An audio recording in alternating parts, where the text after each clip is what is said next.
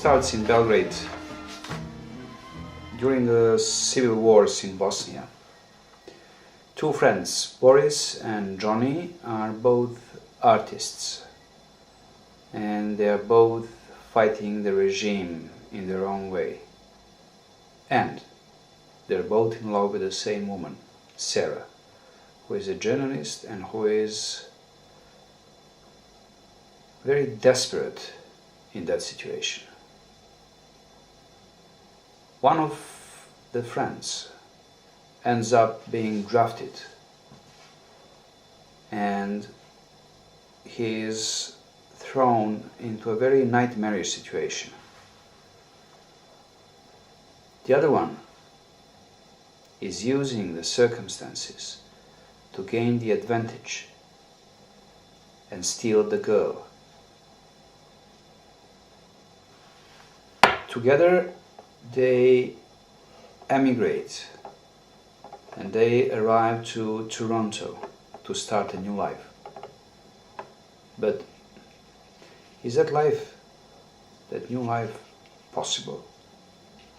And if yes, does it mean that there will be no returns of any kind?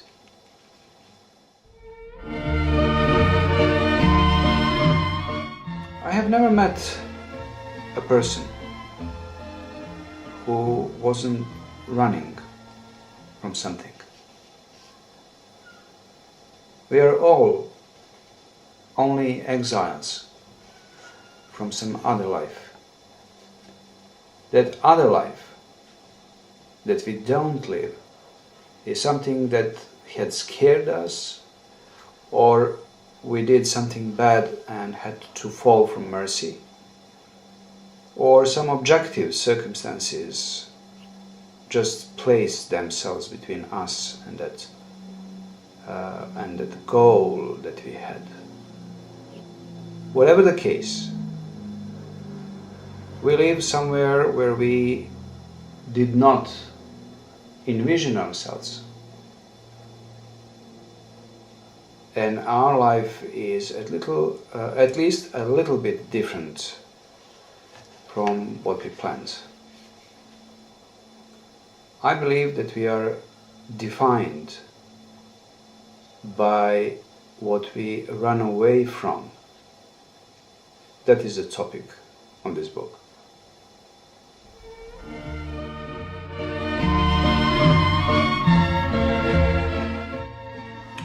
When you immigrate, your first neighborhood is the birthplace of the new you. Most often, it becomes more important than your original birthplace. Those first streets and your early steps on them, the faces that you see on them, the trees, the pavement, the bricks, the smells, they start forming you. That's the zone where the city starts touching you, and you touch the city, and you leave marks on each other's skin. My first neighborhood when I arrived to Toronto was that area a little south of Yonge and Bloor, Isabella Street, Church Street, Charles Street, that whole underground area between Yonge and Bloor and Yorkville, and yes, the whole of Yorkville. That's what I first saw, and my memories of that area are strikingly strong.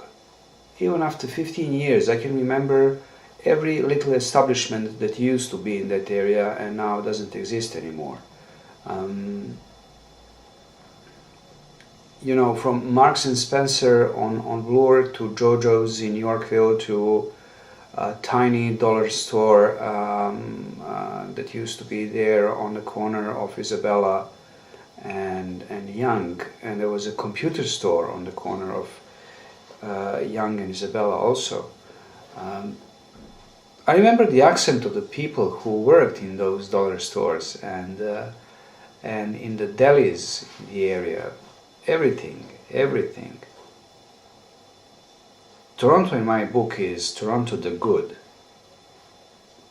Maybe it doesn't exist anymore, or maybe it was never there. To me, it was always Toronto the Good. This city was always good to me.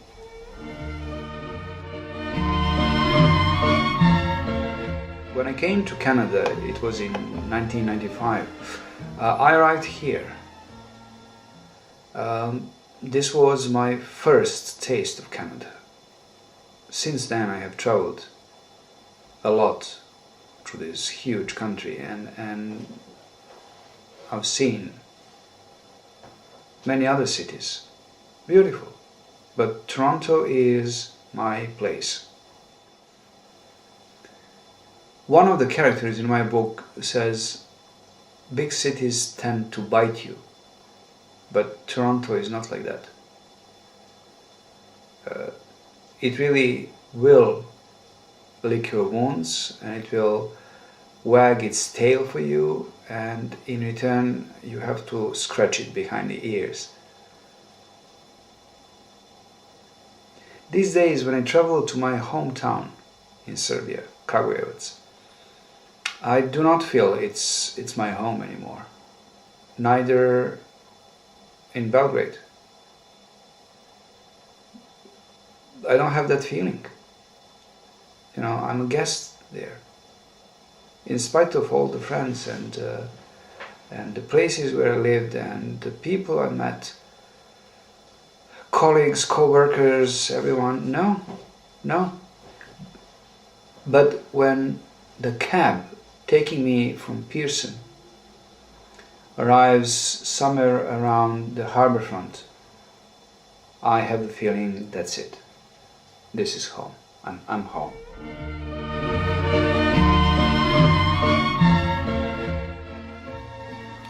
We move through this life without a compass. We think we know where we are heading. And we think that setting goals will make our life kinder to us.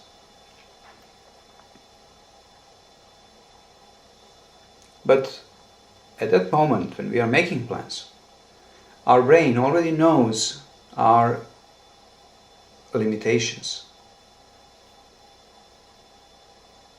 And it makes an approximation, or how far can we reach. And then it's presenting those targets, those approximate targets, as a legitimate goal. So it's all just a trickery, really. But there is something that helps in organizing this life, in making it really kinder to us, softer. It's friends, our friends, and really, that would be my message. Your friends are your only friends.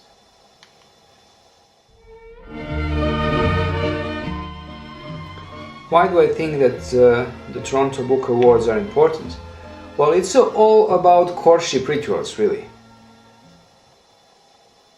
A city is only as big as its arts are, the arts that it inspires. Because you can pile up billions, and you can build skyscrapers so high that they will really annoy the terrorists all over the world. And you can turn each car into a silver shadow. But it won't mean a thing. It's still a Dubai, really. But, pile up stories and novels and poems and songs and compositions and paintings and sculptures and pile up architecture that keeps the humans straight and not crooked, and you will get a city that will be an inspiration, that will be admired and envied even across the proverbial 7 seas, and not to mention a selection of mountains. You know, that's it really. Arts, that's the key. So, you know, I think it really matters that Toronto should nod and say hi to those who are celebrating it. And then, you know, we can say, hi, thanks for noticing me. Thank you. I love you too.